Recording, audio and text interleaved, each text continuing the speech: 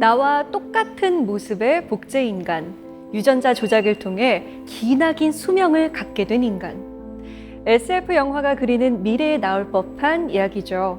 이미 도착한 미래, 생명공학이 그 한 축을 담당하고 있는 것 같습니다. 영화보다 더 영화 같은 생명공학 이야기, 미래융합 기술을 통해 새로운 미래를 만나보고자 합니다. 서울대학교 박태현 교수 모셔봅니다.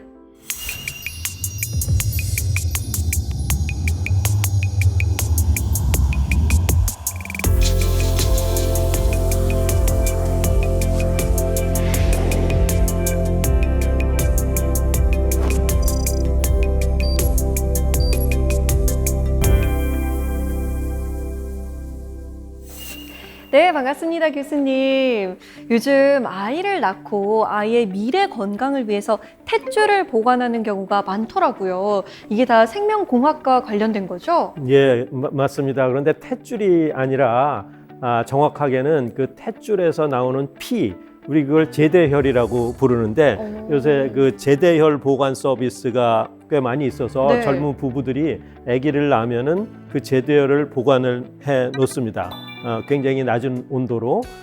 그 이유는 그 제대혈 속에 줄기세포들이 많이 들어있는데 성체 줄기세포들이 많이 있어서 나중에 이제 아이가 자랐을 때 무슨 질병이 생긴다든가 그리고 이제 기술은 굉장히 많이 발전이 돼 있고 그러면 네. 그 줄기세포를 사용해서 유용하게 병을 치료할 수 있는 가능성을 보고 지금 보관을 해놓는 그런 상황이 되겠습니다.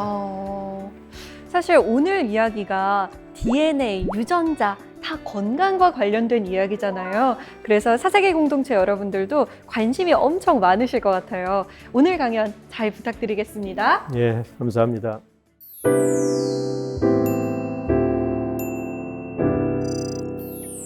오늘 제가 말씀드릴 내용은 4차 산업혁명 시대의 생명공학과 미래융합기술이라는 주제를 가지고 여러분들과 함께 같이 이야기를 나눠보도록 하겠습니다.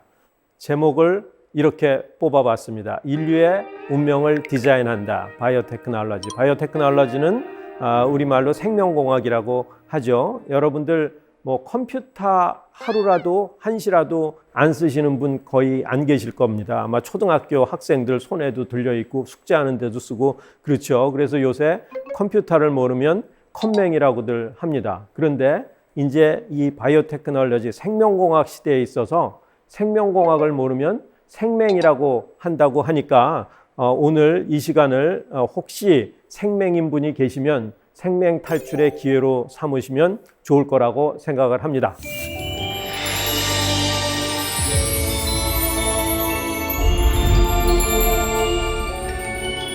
네, 여러분들 백투더퓨처라는 영화 보신 분들 많이 계실 텐데 이 백투더퓨처라는 영화에는 타임머신을 타고 과거의 세계로 돌진을 합니다. 쭉 가갖고 과거로 들어갔더니 본 모습이 인디언이 말 타고 가는 모습을 봤습니다. 그 영화에 나오는 장면입니다. 그렇습니다. 뭐 우리나라도 그렇고 100년, 200년 전에는 그냥 말 타고 다녔습니다. 자연의 힘을 그냥 이용했죠. 우리나라 선비들도 옛날에 과거 보러 오시는 분들 뭐 말 타고 오거나 걸어오거나 차나 그런 게 없었으니까. 그런데 이런 자연의 힘을 이용하다가 우리가 지금 4차 산업혁명이라고 얘기하지만 1차 산업혁명, 2차 산업혁명, 3차, 4차 이렇게 일어나 왔습니다. 그러면 1차 산업혁명이라는 원조 산업혁명이 바로 뭐냐면 기계 문명의 발달을 가리킵니다. 제임스 와트가 증기기관을 발명을 했죠. 여러분들 잘 아시죠? 그래서 증기기관이라는 그 파워를 기반으로 해갖고 증기기관차도 만들고 이제 새로운 기계들을 만들어 나가는 것을 이제 1차 산업혁명이라고 합니다. 다음으로 2차 산업혁명, 2차 산업혁명을 보여주는 아주 단적으로 보여주는 사진 한 장이 있는데 이게 1900년도에 어떤 사람이 찍은 뉴욕 거리의 모습입니다. 번화하고 복잡했죠. 네. 그런데 이 중에 자동차 한 대 골라보시겠어요? 자동차요? 뭐 같이 보이세요, 이게 전부? 다 마차만 있는 것 같은데 예, 자동차가 잘 보셨네요. 예, 마차는 마차 잘 보셨는데 네. 이 중에 한 대가 딱 자동차가 있는데 잘 안 보이시죠? 네. 예, 한번 확대해서 좀 볼까요? 여기 보시면 이것도 희미하긴 한데 네. 전부 말이 끌고 있지만 저기 동그라미 있는 부분만 말이 없이 자동차가 딱 한 대 나타나기 시작을 했습니다. 이게 1900년도 뉴욕 5번가의 거리의 모습입니다. 그런데 13년 뒤에 누가 같은 거리에서 사진을 찍었는데 13년 후의 모습을 한번 보시겠습니다. 뉴욕 거리에 13년 후 1913년 말은 온데간데 없고 전부 자동차의 물결로 들어찬 것을 보실 수가 있겠습니다. 순식간에 바뀌었네요. 이게 제2차 산업혁명인데 바로 전기 에너지라는 아주 유용한 에너지를 기반으로 해갖고 기계를 대량 생산으로 찍어낸 거가 되겠습니다. 그래서 대량 생산 체제를 갖춘 그런 혁명을 2차 산업혁명이라고 합니다. 그래서 제2차 산업혁명은 전기 에너지 기반의 대량 생산 혁명을 의미를 합니다. 3차 산업혁명은 우리한테 굉장히 익숙합니다. 20세기 말에 컴퓨터, 인터넷 기반의 지식정보혁명을 이야기합니다. 우리 지금 뭐 컴퓨터하고 인터넷 이 속에서, 홍수 속에서 살고 있죠. 자, 그러면 4차 산업혁명이라는 건 무엇일까? 4차 산업혁명은 그 클라우스 슈밥이 얘기하기를 2015년 이후에 인공지능 기반의 초지능, 초연결혁명이라고 그러는데, 자, 초지능, 우리 좀 AI 이런 거 인공지능 그런 거 좀 익숙해 있죠. 점점 빅데이터, 초연결. 그 초연결이라는 게 뭘까요? 요 얘기에 대해서 이제 바이오테크놀로지 관련된 얘기를 조금 더 풀어나가 볼까 합니다. 지금 이제 현재의 모습입니다. 기계 문명이 발달하고 뭐 지구 밖에서 통신도 보고 지구가 둥글다는 것도 보고 와이파이 환경 속에서 뭐 전파가 왔다 갔다 하는 환경 속에서 그야말로 정보통신 기술의 홍수 속에서 우리가 살고 있습니다. 지금 이게 우리의 현 상황입니다. 자, 그러면 다가오는 미래의 모습은 어떨 것인가 그런 생각을 하게 되죠. 근데 많은 미래학자들이 주저없이 얘기하는 게 다가오는 미래의 기술은 융합기술에서 뭔가 새로운 것이 탄생할 것이다. 그런 얘기를 주저없이 합니다. 자, 그럼 융합기술이라는 게 뭔가? 여기 이제 대표적으로 IT, BT, NT를 얘기를 했지만 이거 말고도 여러 가지 기술들이 있죠. 그런데 여태까지 우리는 IT를 하시는 분들은 그냥 IT 세상에서만 살았어요. 자기네들끼리만 얘기를 했고 바이오 하는 사람들은 바이오 세상에서만 살고 자기네들끼리 얘기를 한 거예요. 우리끼리만 잘 살아도 재미있게 새로운 기술을 잘 개발하고 살았으니까. 그런데 IT하고 BT를 섞어봤더니 이 세상에 없는 새로운 경쟁력이 있는 기술이 탄생한다는 거를 이제 깨닫기 시작했어요, 사람들이. 그러니까 다른 기술 영역들 간에는 이런 칸막이가 존재해 있었어요. 그래서 칸막이를 넘어가거나 부서뜨릴 생각을 안 하고 있었는데 이제 융합기술의 중요성이 강조되고 이해하기 시작했어요. 그래서 칸막이를 트고 섞으면 이 세상에 없는 새로운 거를 만들 수 있겠구나. 이게 이제 융합기술의 중요성이 되겠습니다. 가장 비근한 예로 보면은 지금 여기 스티브 잡스가 자기 특유의 검은 티셔츠 입고 청바지 입고 스마트폰 발표회를 합니다. 그러면서 얘기를 합니다. 이 스마트폰은 세 가지로 구성이 되어 있습니다. 먼저 아이팟, 폰, 인터넷 세 가지가 중요한 구성 성분입니다라고 얘기를 하는데 이 세 가지 주요 성분 중에 어느 하나도 스티브 잡스가 새로 만든 거는 없어요. 아이팟이라는 건 여러분들 잘 아시는 음악 듣는 장비거든요. 그 다음에 폰, 전화기는 더 한심하죠. 스티브 잡스 태어나기 전부터 사람들이 발명해갖고 사용하던 게 전화기예요. 스티브 잡스가 처음 만든 게 아니에요. 인터넷, 세 번째 성분, 인터넷도 스티브 잡스가 저걸 발표하는 순간에 전 세계에서 인터넷 쓸만한 경제력을 갖춘 나라들은 전부 다 쓰고 있었어요. 그러니까 아이팟, 폰, 인터넷 어느 하나도 스티브 잡스가 새로 만든 건 없어요. 근데 스티브 잡스가 한 일이 뭐예요? 저거 세 개를 연결해갖고 손바닥 위에다가 올려놓은 일을 한 거죠. 그래갖고 아이폰이라는 스마트폰이라는 새로운 장비를 만든 거예요. 그런데 그 속에 구성하고 있는 것들은 이미 그냥 있는 거예요. 이게 어떻게 하면 연결해 놓느냐, 융합을 해 놓느냐의 중요성을 아주 단적으로 보여주는 예라고 생각을 합니다. 그래서 스티브 잡스가 이런 말씀을 하셨어요. Creativity, 창의력이라는 것은 is just connecting things. 있는 것들 연결해 놓는 것을 창의력이라고 생각한다. 이게 바로 융합기술의 강점, 중요점, 필요성, 가치를 얘기해 주는 아주 단적인 표현이라고 생각을 합니다. 그런데 4차 산업혁명도 별반 다르지가 않아요. 다보스 포럼 의장인 클라우스 슈밥이 4차 산업혁명이라는 제목의 책을 썼어요. 그 클라우스 슈밥이 기술하기를 4차 산업혁명이라는 것은 디지털 테크놀로지, 바이올로지컬 테크놀로지, 피지컬 테크놀로지 이 세 가지의 기술이 융합돼서 서로 상호작용에 의해서 탄생하는 새로운 기술들이 이끌어 나갈 세상을 나는 4차 산업혁명 시대라고 생각한다라고 그 책에 기술돼 있어요. 그러니까 결국 뭐예요? 아까 초지능, 초연결 얘기했잖아요. 이런 각각의 분야에서 제각기 개발되었던 테크놀로지가 초연결이 돼갖고 이 세상에 없는 새로운 것들을 만들어내는 거죠. 그 중에서 이제 디지털 테크놀로지라는 게 상당히 플랫폼 테크놀로지가 되겠어요. 그래서 여기 보면은 디지털, 피지컬, 바이올로지컬 다 아우러져 있죠. 4차 산업혁명의 키워드들은. 그래서 이 중에 하나의 중심축인 생명공학에 대해서 말씀을 드리려고 합니다.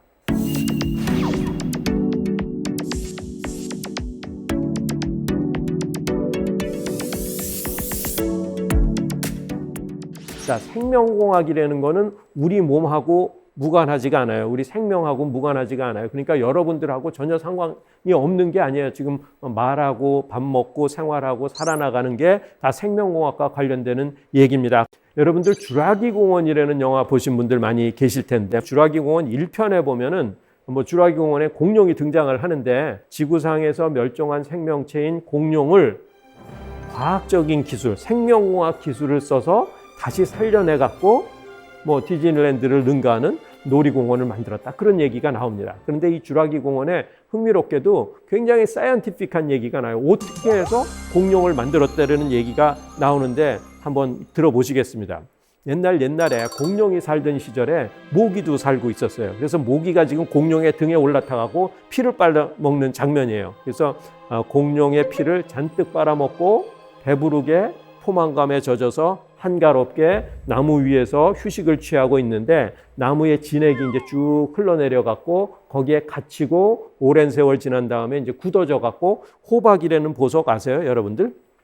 왜 그 한복 마고자 단추하는 호박이라는 보석 있잖아요. 그 호박이라는 보석으로 굳어졌는데 그 속에 모기가 있는 거예요. 근데 이 모기는 아까 공룡의 피를 잔뜩 빨아먹은 모기죠. 그래서 저 주라기 공원의 과학자들이 이걸 한번 이용해 보면 좋겠다 하고 생각을 하는 게 그 호박 속에 들어있는 모기 속에 들어있는 공룡의 피 속에 들어있는 공룡의 DNA를 끄집어내고 그 공룡의 DNA를 이용을 해서 그 공룡을 살려냈다. 내는 얘기가 지금 주라기 공원의 영화 속에 나오는 얘기입니다. 주라기 공원 감독 잘 아시는 스티븐 스필버그 감독이 감독을 했죠. 그런데 이 아이디어는 스티븐 스필버그 감독 머리에서 나온 게 아니라 원작 소설이 있었어요. 주라기 공원이라는 원작 소설이 있었는데 그 원작 소설을 쓴 작가가 누구냐면 마이클 크라이튼이라는 분인데 그 마이클 크라이튼은 하버드 의대를 졸업한 분이에요. 이 사람이 이제 자기가 의과대학에서 배웠던 지식하고 knowledge, 지식하고 거기다 더 중요한 상상력을 불어넣어갖고 소설을 쓴 거예요. 그런데 그게 비록 소설 속의 얘기인데 결코 소설 속의 얘기가 아니고 그 아이디어를 가지고 과학자들이 반대로 소설에서 아이디어를 얻어갖고 프로젝트를 해요. 이 공룡, 과학자들이 생각해 보니까 이 공룡은 살려내기가 쉽지가 않을 것 같아요. 만만할 않을 것 같아요. 호박 속에 들어있는 모기 속에 들어있는 공룡의 피 속에 그런 거 찾아내기도 힘들 뿐더러 그게 있더라도 DNA가 거기서 온전하게 보관돼 있을 가능성이 무지 낮은 거예요. 그런데 공룡 말고 또 멸종한 생명체인데 아주 매력적인 게 하나가 있는 거죠. 매머드라는 놈도 옛날에는 살았는데 지금은 멸종해 있어요. 그런데 과학자들이 생각해 보니까 이 매머드는 좀 만만해요. 왜 그러냐면 매머드가 옛날에 시베리아에 살았는데 그 시베리아 땅을 파보면 영구 동토층이 있거든요. 영구 동토층이라는 건 한 번도 녹아본 적이 없는 땅이에요. 근데 거기 묻혀 있는 애들이 있어요. 그러니까 그 영구 동토층이 뭐예요? 천연 냉동고 역할을 해갖고 매머드 사체들을 보관하고 있는 거예요. 그래서 그러면 그걸 끄집어내갖고 매머드 DNA를 이용해서 매머드를 살려내면 좋겠다라는 생각을 하고 지금 여기 보시면 네이처라는 잡지 아시죠, 여러분들? 그 이름도 거룩한 네이처라는 잡지 아시죠? 세계 최고 과학자들이 논문 한 편 내기를 갈구하는 그 네이처에 대문짝만하게 실렸어요. 뭐라고? 매머드 한번 만들어보자. Let's make a mammoth. 뭐를 이용해서? 유전자 정보를 이용해서. 그러니까 이게 뭐 아주 허튼 소리는 아니에요. 그런데 그게 2008년에 실린 기사인데 지금까지도 10년 이상 넘었는데도 아직 매머드가 살아났다는 얘기는 못 들어봤죠. 그래서 과학자들 간에 논쟁이 있어요. 이런 이유 때문에 매머드 복제는 안 된다. 아, 그래, 맞아. 그거 맞는데 그럼 그런 이유들을 극복해보자. 그래서 아직도 연구하는 과학자들이 있어요. 그래서 아직 매머드를 살려내지는 못했지만 아까 주라기 공원이나 매머드 복제 프로젝트가 우리한테 주는 메시지가 뭐냐면은 DNA라는 게 무지 중요한 거고 생명체의 모든 정보가 거기에 들었으니까 그 정보만 끄집어내면 멸종한 생명체도 살려낼 수 있겠다라는 그런 기대감을 주는 거죠. 그러니까 DNA가 무지 중요한 거잖아요. 그래서 이제 사람들이 DNA가 도대체 뭔가 어떻게 생겼는가, 백문이 불여일견이라고 모양이 어떤가 그걸 아주 경쟁적으로 연구를 했는데 왓슨과 크릭이라는 두 과학자가 그 모양을 이중 나선 구조를 갖고 있다고 밝히고 이제 노벨상을 받죠. 왓슨은 미국 출신의 생물학자예요. 크릭은 영국 출신의 물리학자예요.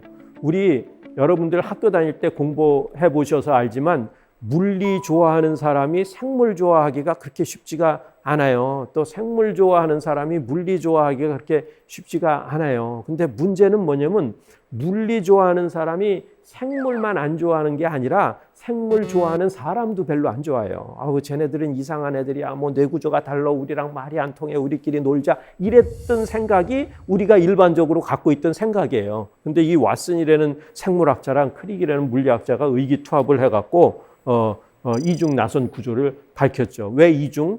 지금 사다리 난간이 두 개가 있어요. 이렇게 저기 그림에서 보시듯이. 그런데 이게 똑바른 사다리가 아니라 꽈배기처럼 꼬여 있어요. 그래서 이중이면서 나선 구조를 가지고 있고 그 사다리 발판이 있어요.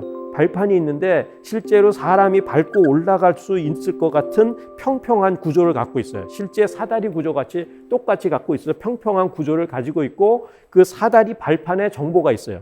그 사다리가 4종류가 있는데 그 사다리의 이름이 각각 하나씩 있어요. 그런데 그 첫 글자가 뭐냐면 ATGC예요. 그래서 그 사다리 각각의 이름의 첫 글자가 ATGC인데 그 사다리가 어떤 순서로 나오느냐, ATGC가 어떤 순서로 나오느냐가 바로 DNA가 갖고 있는 정보예요. 그래서 DNA는 이렇게 꽈배기처럼 꼬여 있는데 사다리 발판에 정보가 있고 그 사다리가 어떤 순서로 나오느냐가 정보구나 라는 걸 알았어요. 그게 아는 게 1950년대 아는 거예요. 근데 한 20년 뒤에 1970년대 세상을 깜짝 놀랄 만한 또 새로운 기술이 개발이 됐는데 뭐냐면 DNA를 마음대로 자르는 가위가 개발이 됐고 DNA를 붙이는 풀이 개발이 됐어요. 기가 막힐 노릇이죠. 그러니까 모든 생명체의 정보는 DNA 속에 들어있는데 그걸 마음대로 자르고 붙일 수 있어서 생명체의 운명을 바꿀 수 있는 그런 기술이 개발이 된 거죠. 저 그림 맨 위에 보면 어떤 사람이 지금 돋보기로 막 이렇게 읽고 있죠. 막 ATGC, 30억 개로 언제 다 읽어. 이걸 읽는 게 인간 게놈 프로젝트를 했다는 게 어떤 사람 거 하나 순서를 읽어본 거. 아까 순서가 중요하다 그랬죠. 인간의 경우는 32억 개 정도 되는데 그 발판 32억 개의 순서를 한번 쭉 읽어본 거를 인간 게놈 프로젝트를 했다고 그래요. 그 다음에 밑에서 가위로 자르고 있죠. 그래서 막 여기서 잘라서 저기다 붙이고 이런 기술을 우리는 DNA 재조합 기술이라 그러고 이 기술이 개발이 됐는데 이 기술이 개발된 에피소드가 있어요. 1972년 11월 저 지금 태평양 한가운데 있는 하와이라는 섬 여러분들 아시죠? 그 하와이 섬에서 하와이 대학교에서 학회가 열렸어요. 여러 다른 과학자들도 참석했지만 보이어 교수님하고 코엔 교수님이 두 주인공이에요. 그분이 이제 참석을 해갖고 발표를 합니다. 학회에서 자기가 연구하는 거. 보이어 교수님은 저는 DNA 자르는 가위 연구하고 있습니다. 그리고 지금 손가락 보세요. 가위 하고 있죠. 저는 DNA 자르는 가위를 연구하고 있습니다. 반면에 코엔 교수님은 저는요 고무밴드처럼 동그란 DNA를 연구하고 있는데 박테리아 속으로 쑥쑥 잘 들어가요.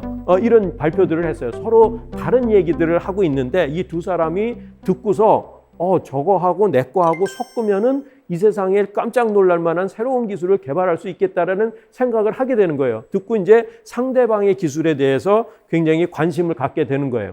그래서 이제 낮에 학회가 끝난 다음에 저녁 때 와이키키 해변을 걸으면서 이런저런 얘기를 더 나누죠. 당신 가위 기술 대단해요. 그 공부밴드 참 흥미로운데요. 우리 같이 무슨 일을 할 수 있을 것 같지 않습니까? 네, 그렇습니다. 그래갖고 점점 길어지니까 저 식당에 가갖고 우리 맥주 한잔 하고 샌드위치도 나누면서 한번 더 얘기를 해볼까요? 그래갖고 이제 식당으로 들어갑니다. 그래서 심도 있게 얘기를 합니다. 당신의 가위를 가지고 내 고무밴드를 잘라갖고 어떻게 붙이고 박테리아 속으로 넣고 어쩌고 저쩌고 하면은 세상을 깜짝 놀랄 만한 새로운 기술을 만들 수 있겠습니다라고 얘기를 서로 하니까 이 사람들이 점점 흥분을 하기 시작하는 거예요. 저기 냅킨 보이시죠? 냅킨을 뽑아갖고 탁자 위에다가 펼치고 펜을 꺼내갖고 이제 냅킨 위에다 쓰면서 얘기를 하는 거예요. 그래서 저 냅킨 위에 뭐를 지금 썼는가? 그걸 제가 조금 자세하게 설명을 드리면, 자, 이제 냅킨 위에서 구상된 그 기술이 이제 DNA 재조합 기술이라는 건데, 여기 이제 동그란 고무밴드가 있지 않습니까? 제 고무밴드를 가위로 툭 자르면 이렇게 길쭉해지잖아요.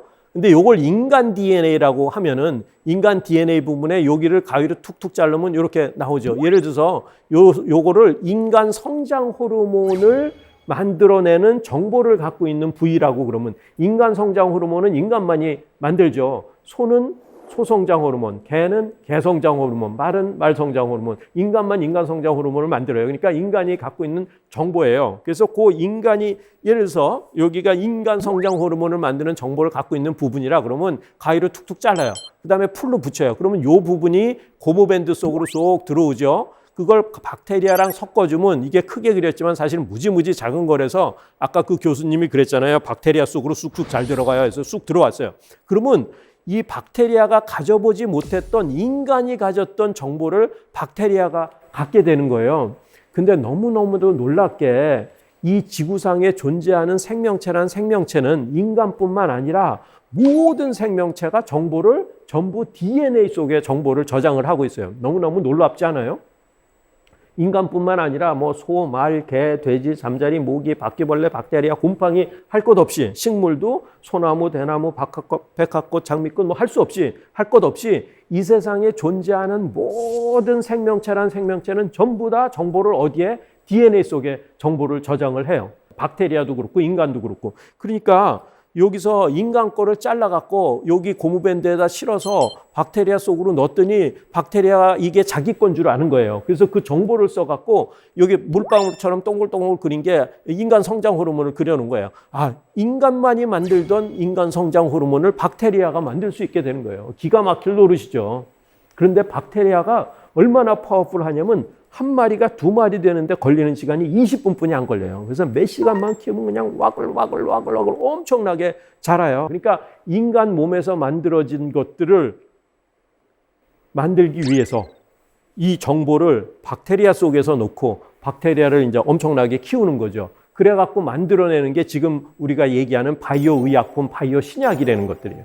예를 들어서 인슐린 같은 거를 우리 몸에서 나오는데, 인슐린이 그게 안 나오면 당뇨병이 걸려요. 그럼 어떻게 해요? 그 인슐린을 몸에 넣어줘야 돼요. 그러면 인간 몸에서 뽑을 수 없으니까 그 유전자를 박테리아 몸에다가 넣고 박테리아를 키워서 뽑아서 그걸 주사를 넣으면 당뇨도 낫고 그러는 거예요. 그래서 이제 이런 냅킨 구상을 가지고 하와이 학회를 마치고 샌프란시스코로 돌아옵니다. 스탠포드도 샌프란시스코 바로 남쪽에 있고, 저 보이어 교수님은 UCSF, University of California, 샌프란시스코, 그러니까 샌프란시스코 대학 교수시고 스탠포드 대학 교수신데 거기를 이제 돌아와서 이제 계속 열심히 연구를 하죠. 이분은 아까 그 구상을 가지고 이제 DNA 자르는 가위 연구를 또 열심히 하고, 이분은 이제 박테리아 속으로 쑥쑥 집어넣는 연구를 하고, 기술이 완성돼 갖고 그 다음 해인 1973년에 드디어 이 기술이 완성이 됩니다. 그래서 이거를 우리는 재조합 DNA 기술이라고 부르고, 보다 조금 더 넓은 의미로 유전공학이라고 합니다. 그래서 이 두 분이 유전공학의 창시자예요. 그래서 드디어 이제 DNA를 자르고 붙이고 그런 기술이 완성이 됩니다.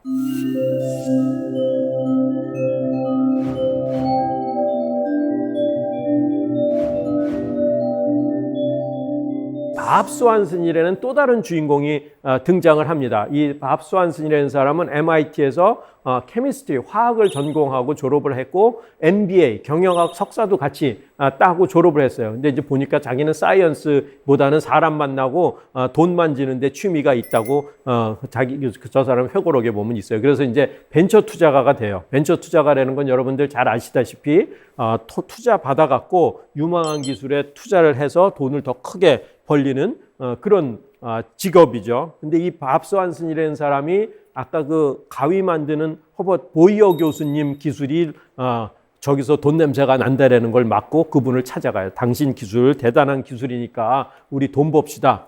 제가 돈 갖고 올 테니까 이 스완슨이 보이어를 찾아가서 설득을 해요.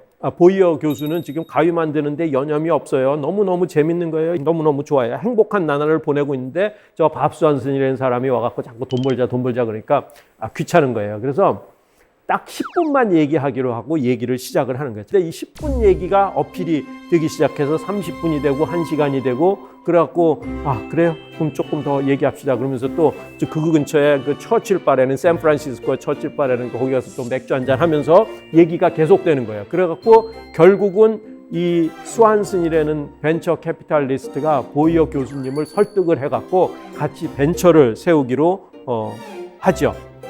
그래서 드디어 이 보이어 교수님 오케이 알았어 내 기술 줄게 나도 투자할게 그래갖고 고작 투자하겠다는 게 500불이에요. 지금 저 미국에 이제 퍼스널 책이 있잖아요. 500불 $500 하고 자기 사인을 하는 거예요. 그래서 나 500불 자 스완슨이라는 그분도 500불 그래서 500불씩 투자해갖고 벤처를 만들어요. 근데 이 500불이 얼마나 어마어마한 돈으로 불어나는지는 잠시 후에 보시게 되겠습니다. 자 그래서 500불씩 투자를 하죠. 그래갖고 여기 G사라고 했지만 제넨텍이라는 하여튼 그 좀 기념비적인 벤처 회사를 생명공학 벤처 회사를 설립을 합니다. 이 서해안에 스탠포드, 뭐 UCSF, 버클리 이런 아주 명문 대학이 있다 그러면 미국 동해안에는 하버드 대학뿐만 아니라 그 보스턴에는 명문 공대인 MIT도 있죠. 그래서 이 MIT 교수님들하고 하버드 대학 교수님들 몇 분이 또 새로운 벤처를 만들었어요. 생명공학 벤처. 그 벤처가 바이오젠이라는 회사예요. 그래서 이 두 회사가 미국 동부의 바이오젠과 미국 서부의 제넨텍이 이제 경쟁을 시작을 해요. 그 기술을 가지고 아까 그 가위 이 기술은 이제 다 페이퍼로 공표가 됐기 때문에 그 기술을 가지고 새로운 일을 하려고 경쟁을 하죠. 그래서 이 B사와 G사가 경쟁을 하는데 최초의 의약품을 생산하겠다. 그 목표로 하는 게 우연히도 똑같아요. 인슐린이라는 걸 만들자. 인슐린, 인간 인슐린. 인슐린이라는 건 아까도 말씀드렸듯이 사람 몸에서 만들어지지만 그게 잘 안 나오면 당뇨병이 걸리는 거예요. 그래서 그거를 주사를 해야 되는데 사람 몸에서 뽑자고 그러니까 뭐 누가 대주고 있는 사람도 없고 그 양도 작고 그러니까 주사를 할 수가 없어요. 그래서 그때는 어떻게 하냐면은 돼지한테서 뽑아요. 돼지 인슐린, 소 인슐린. 돼지 인슐린이 사람 인슐린하고 거의 똑같아요. 조금 다르긴 하지만 거의 똑같아요. 그래서 돼지한테서 뽑아갖고 돼지 인슐린을 주입을 하니까 당뇨는 치료가 되고 이제 나았는데 문제가 뭐냐면 뭐 부작용도 생기고 알레르기도 생기고 그래서 그 환자들이 이제 고통을 호소하는 거예요. 그래서 이제 당뇨 치료하기 위해서 할 수 없이 가축의 인슐린을 쓰지만 제일 좋은 거는 인간 인슐린을 써야 되는데 인간한테서 뽑을 수 없으니 그러면 인간 인슐린을 만드는 유전자 정보를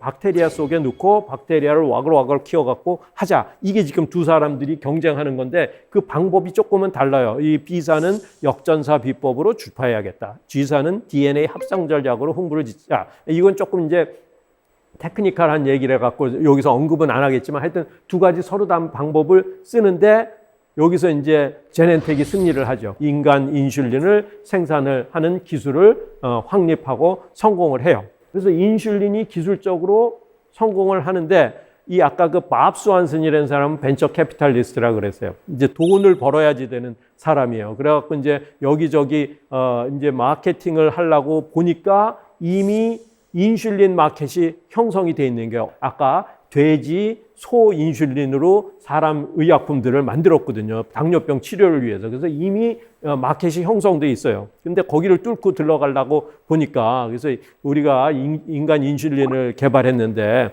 판매할 수 있을까요? 그랬더니 이거는 여기 지금 이 관리는 E사에서 E라는 게 일라일릴리라는 거대한 제약 기업이에요. 이 기업이 인슐린 판매의 거의 대부분을 장악하고 있는 거예요.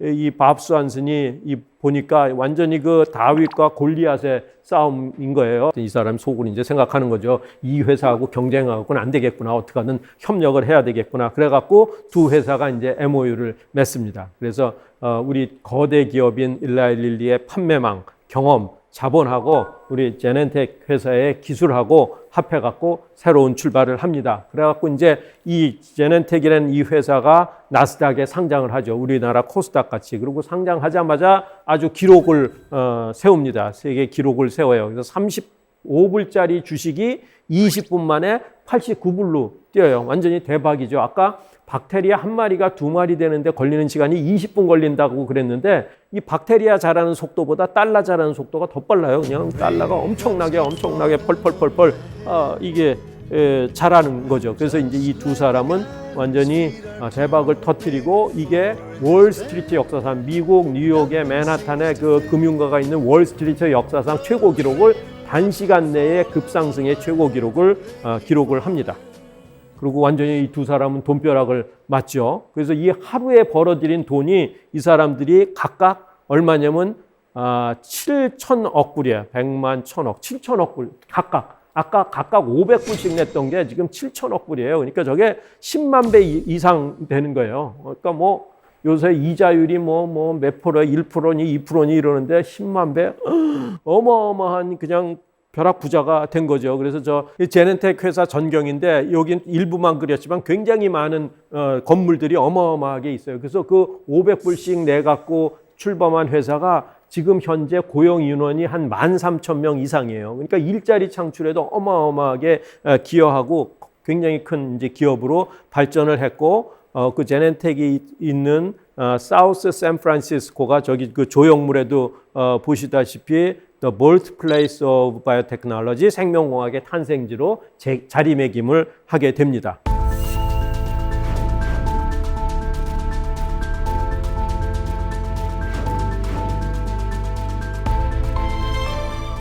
다음으로 인간 게놈 프로젝트에 대해서 말씀을 드리도록 하겠습니다. 2000년도에 들어서 아직 또다시 획을 긋는 사건이 하나가 일어났어요. 2000년 6월에 지금 클린턴 대통령이 백악관에서 전 세계를 상대로 생방송을 하는 거예요. 정규방송 스톱, 생방송 시작. 똑같이 영국에서는 토니 블레어 영국 수상이 다우닝가 10번지에서 같이 생방송을 하는데 뭐 했다고? 인간 게놈 프로젝트를 거의 완성했다고 얘기를 하는데 인간 게놈 프로젝트라는 게 뭐예요? 아까 말씀드렸듯이 DNA라는 거는 발판의 정보가 있는데 그 발판에 4가지 발판의 종류가 있고 그 발판의 이름의 첫 글자가 ATGC고 그 ATGC가 어떤 순서로 오느냐가 DNA가 갖고 있는 정보라고 얘기를 했어요. 그래서 어떤 사람 거 하나 그거 읽어본 거를 인간 게놈 프로젝트, 영어로는 이제 발음이 지놈인데 휴먼 지놈 프로젝트를 했다고 그래요. 자, 이 사람 그거 읽잖아요. 35개를 언제 다 읽지? 인간의 거 그거 하나 읽어본 거를 휴먼 지놈 프로젝트를 했다고 그래요. 근데 그게 뭐가 그렇게 대단하길래 이 클린턴 대통령 연설문 중에 보면은 아주 굉장히 가치 부여하고 잠옷 감동 어린 그런 문구가 있는데 그분이 뭐라고 그러냐면 today, 오늘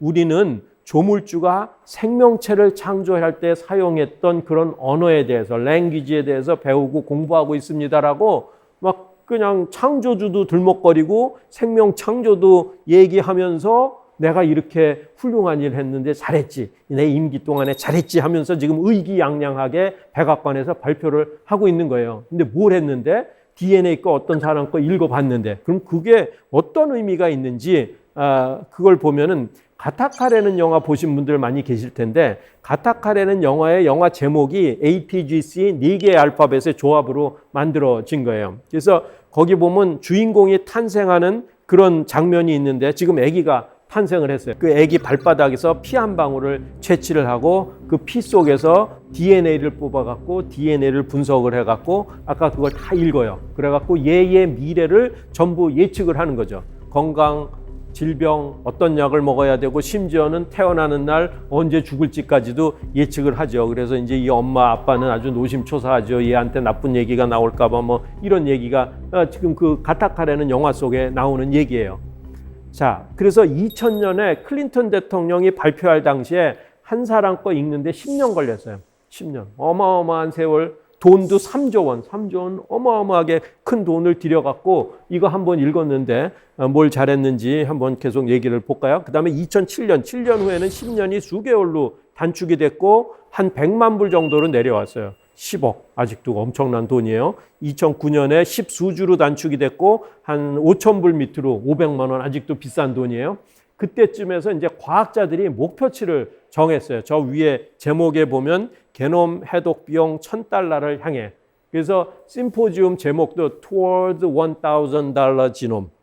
1,000불 그러면 한 100만 원 정도 되거든요. 그러니까 100만 원이면 이제 남의 얘기가 아니라 우리가 용기를 낼 수 있는 그런 돈이에요. 자, 그럼 우리 뭐 한번 술 몇 번 안 먹고 한번 저축해 볼까? 아니면 우리 또 한번 개해서 뭐 한번 해볼까? 뭐 이런 얘기를 할 수가 있는 돈이죠. 그래서 1,000불을 향해서 목표치를 정하고 열심히 연구를 했는데 드디어 1,000불에 도달을 하죠. 이 도표를 보면은 저 하얀 선은 여러분들이 잘 아는 무어의 법칙이에요. 무어의 법칙은 반도체 기술 개발에 의해서 반도체 가격이 떨어지는 그런 선인데 저기 이제 연두색으로 점점 돼 있는 게 유전자 분석 비용인데 비슷하게 떨어지다가 기술이 발달해서 급격하게 떨어지고 2015년에 저 축을 따라서 쭉 가보면 여기 1K라고 써 있죠. 이게 뭐예요? $1,000. 한 1,000불 정도. 2015년에 그러니까 뭐 벌써 우리가 지금 2015년 한참 됐죠. 그러니까 2015년에 100만 원 정도의 기술에 다달했어요. 그러니까 지금 기술로서 아직도 그 가격은 비슷해요. 그래서 모든 사람이 100만 원 정도만 지불을 하면은 자기의 갖고 있는 DNA 그 발판의 정보들을 다 읽을 수 있는 그런 기술이 개발이 됐어요. 자, 그럼 이런 기술 개발 갖고 뭐를 할 수 있는가? 지금 가타카에 나오는 영화 속의 장면을 좀 엿보는 거죠. 가타카 여자 주인공이 이 유전자 분석 센터에 왔어요. 유전자 분석을 하려고 합니다. 유전자 분석을 의뢰하려고 합니다. 샘플 가져오셨나요? 네, 제 남자친구 머리카락 샘플입니다. 몇 점짜리 신랑감인지 분석해 주세요. 네, 결과 나올 때까지 기다려 주십시오. 제 입술에 묻어있는 남자친구의 세포 샘플을 분석해 주세요. 샘플이 얼마나 오래 경과됐나요? 키스한 지 5분밖에 안 되었으니까 샘플에는 문제가 없을 거예요. 네, 분석이 가능한지 시도해 보겠습니다. 남자친구 머리카락 샘플 맡기신 분 결과 나왔습니다. 축하드립니다. 10점 만점에 9.3점입니다. 자세한 분석 내용은 이 통 속에 들어 있습니다.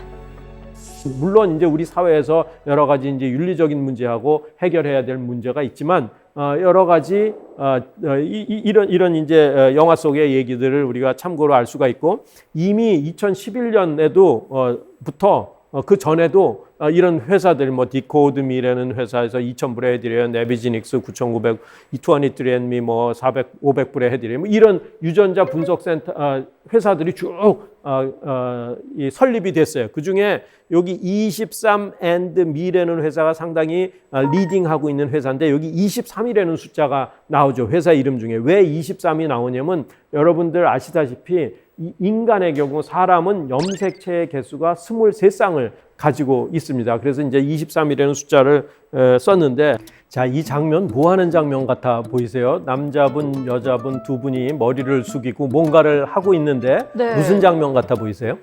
얼핏 보면 아이스크림을 먹는 것 같아 보이기도 하고요. 또 아니면 이 표적이 있었어요. 이렇게 후 불어서 뭐 맞추는 뭐 이런 것 같기도 하고요. 뭔가요?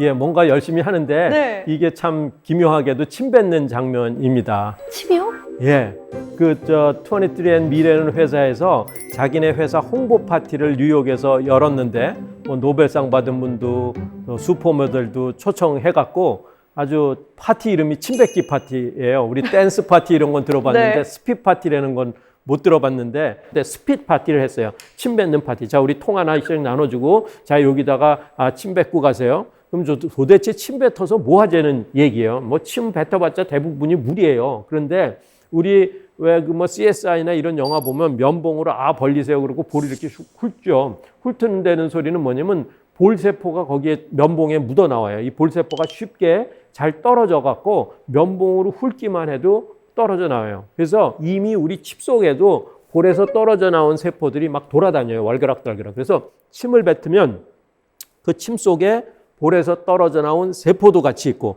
그러면 그 속에서 세포를 뽑아내서 그 세포 속에 있는 DNA를 추출해 갖고 DNA 정보를 읽어줄 테니까 침을 뱉고 가세요. 그러니까 여러분들도 만일 본인의 염색체 유전자 검사를 하려면 그냥 침만 뱉으면 돼요. 피 뽑고 그럴 필요도 없이 지금 현재 기술로. 다시 4차 산업혁명 얘기로 좀 돌아가서 이제 마무리를 지을까 합니다. 아까 말씀드렸듯이 4차 산업혁명은 융합기술이에요. 디지털, 피지컬, 바이올로지컬. 그리고 뭐 융합기술이라는 게 BT, NT, IT죠. 스파이더맨 2라는 영화를 보신 분들 많이 계실 텐데 이 영화에 과학자가 등장하는데 저건 이제 저 사람은 스파이더맨하고 상대 역을 악역을 맡은 사람인데 과학자인데 이 사람이 뭐라고 설명하냐면 자기 뇌하고 브레인하고 저 로봇팔을 연결을 한대요. 그러니까 이 브레인 뇌는 뭐예요? 바이오 영역이에요.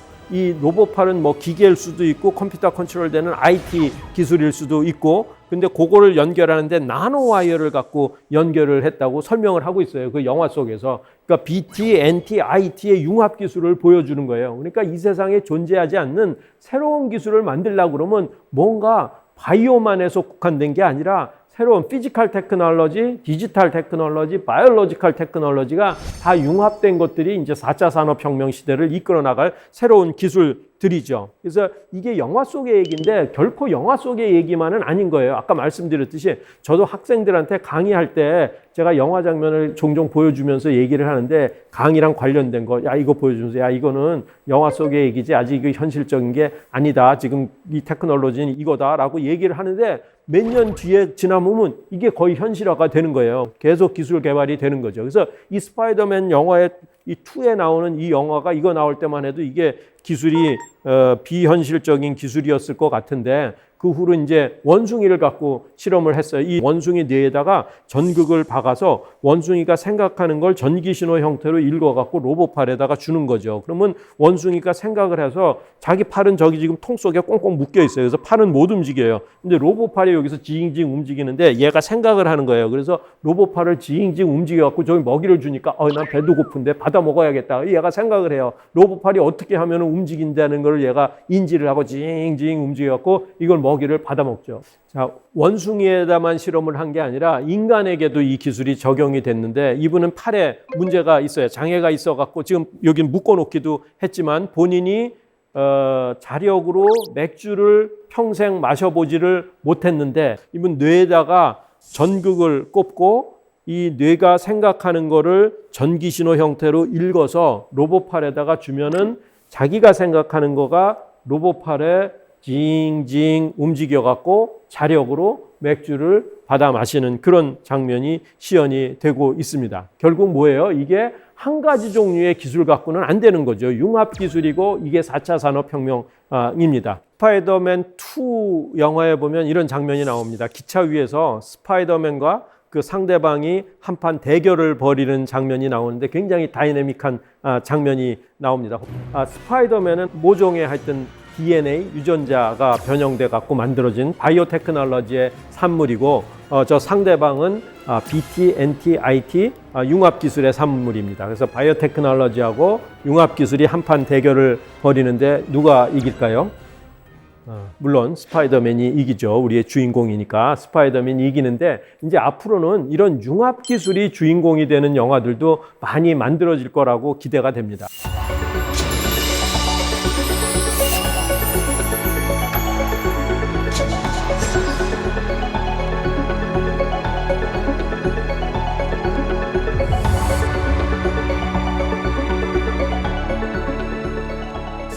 자, 이상으로 제가 4차 산업혁명 시대에 디지털 테크놀로지, 피지컬 테크놀로지, 바이올로지컬 테크놀로지가 아우러지는 새로운 기술들이 탄생할 수 있을 거라는 그런 말씀을 드렸고 그 중에서도 특히 이제 생명공학에 대한 얘기를 말씀을 드렸습니다. 그래서 이런 모든 기술들이 또 다른 기술들하고 피지컬 테크놀로지, 디지털 테크놀로지와 아우러지면서 새로운 세상을 열 그런 세상에서 우리는 아마도 살게 될 걸로 기대를 합니다. 자, 여러분들 경청해 주시느라고 수고하셨습니다. 이상으로 제 강의를 마치도록 하겠습니다. 감사합니다.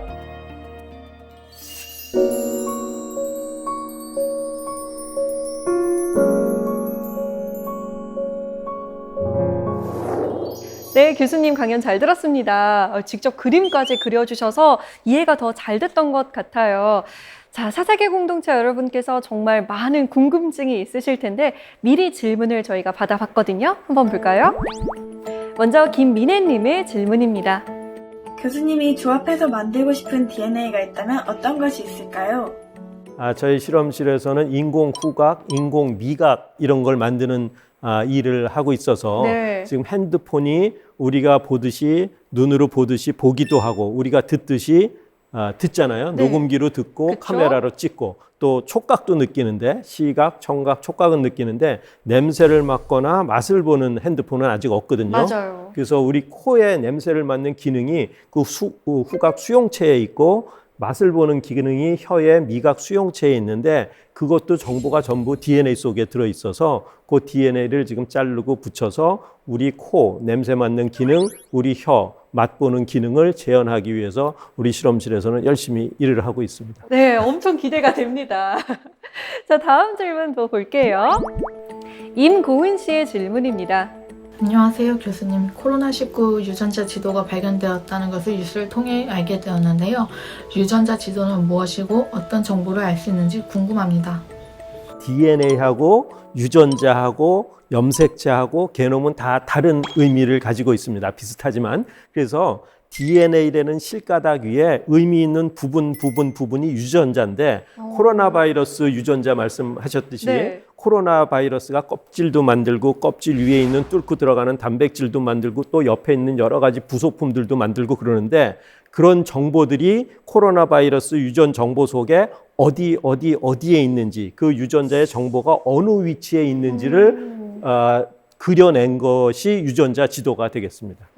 그러면 이 코로나19 바이러스의 유전자 지도를 발견한 건 굉장히 의미 있는 발견이라고 볼 수 있겠네요. 네, 그럼요. 코로나 바이러스의 정체에 대해서 유전자 레벨에서 어디에 무엇이 있는지를 훤히 우리가 들여다보는 거기 때문에 코로나 바이러스를 방어한다든가 치료한다든가 사용할 수 있는 굉장히 유용한 정보 데이터가 되겠습니다. 네, 오늘 교수님 강연 들으면서 생명공학이 생각보다 우리 삶에 깊숙이 들어와 있다는 것을 새삼 깨닫게 됐습니다. 오늘 강연 잘 들었습니다. 고맙습니다. 예, 감사합니다.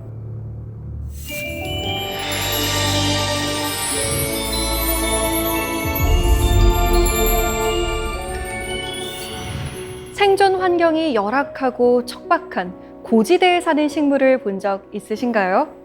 추위와 바람을 견디기 위해서 땅바닥에 바짝 엎드려 있는 모습을 하고 있습니다. 하지만 그 뿌리만큼은 깊숙이 단단히 박혀 있다고 하는데요. 그 식물을 평지에 옮겨 심으면 키는 좀 클지 몰라도 뿌리는 얕아진다고 합니다. 너나 할 것 없이 어려운 시대죠. 고산지대에 사는 식물이 사는 법을 한번 새겨볼까 합니다. 지금은 비록 땅에 바짝 붙어 있는 모양새지만 그 뿌리는 더 단단해지자는 마음이요. 4세계 공동체 스미다. 저희는 다음 시간에 찾아오겠습니다. 고맙습니다.